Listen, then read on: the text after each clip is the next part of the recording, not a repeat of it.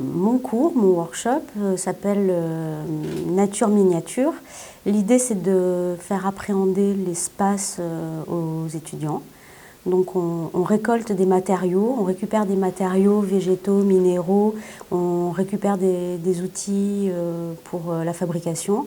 L'idée est de créer un espace sur sa table en réduction d'un jardin miniature en utilisant plusieurs références, du land art, de gravure, etc., toute la botanique, toutes les notions d'espace en architecture. Et chaque étudiant est amené à créer son propre espace. Ensuite, ça peut être, la restitution peut être en vidéo, en son, en dessin, en photo.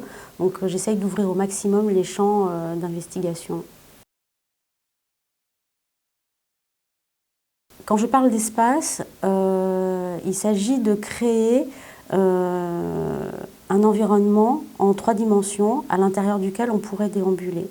Donc ils sont directement confrontés à la notion de, entre guillemets, design d'espace, où il y a une évolution, il y a un point de latence, il y a une sortie, il y a une interaction avec la lumière, les végétaux, une structure architecturée qui peut intervenir. Je leur laisse un champ assez large. J'attends que chacun trouve ce qu'il a à raconter dans une école d'archi ou dans une école d'art. Alors c'est un peu prématuré, mais je trouve que c'est la bonne opportunité pour faire des choix et affirmer ce que l'on a envie, dans une charge poétique, de montrer. Ce que je cherche, c'est de les faire entrer. C'est un processus de création, l'architecture. Je les connecte d'emblée à ce process de création. Qui sont-ils en tant que créateurs par rapport à l'espace? En fait, le projet, ce que j'attends de leur travail, ils n'ont pas tellement de cadre ex voto ou paysage ou jardin. En général, avec les instructions que je leur donne, l'accompagnement que je leur apporte, ce qui doit émerger, émerge. Et moi, je les accompagne dans ce qui émerge. Donc j'aime bien aussi qu'avec les contraintes, ils puissent, eux, ouvrir le champ des possibles. Je pense qu'être seul dans un cadre nous permet, c'est une rencontre. Et la rencontre nous permet d'exister d'autant plus. Seul face à soi-même, on n'a pas tellement de révélateurs, on n'est pas tellement trempé dans un bain de révélation en photo. Donc on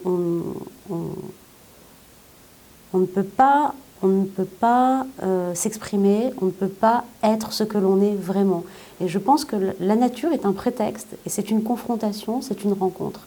Et je pense que l'on peut exister et s'exprimer qu'à travers la rencontre de l'autre, de l'exposition, de l'artiste, d'un travail, d'un texte, d'un livre ou de la nature.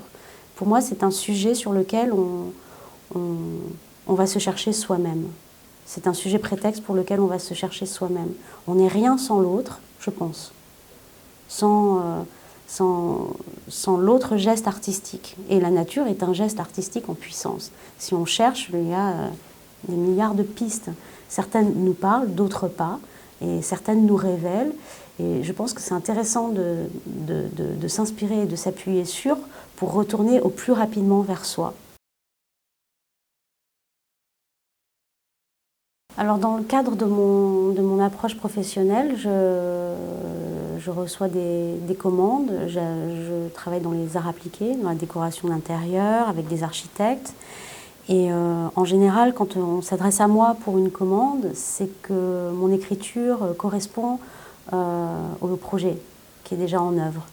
Moi, quand j'arrive sur un projet, c'est qu'il y a encore un budget.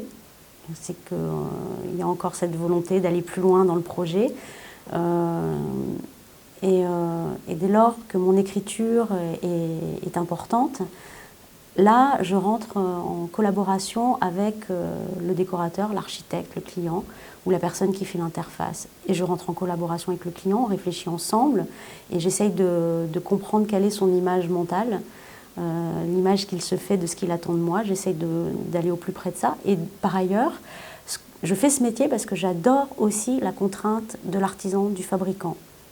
Donc, qui sont pour moi une source d'inspiration, qui sont pour moi un cadre dans lequel je découvre les limites, les contours, et qui vont permettre aussi de créer des solutions que je n'aurais jamais créées toute seule dans mon atelier en préparant une expo avec mon propre travail seule face à moi-même.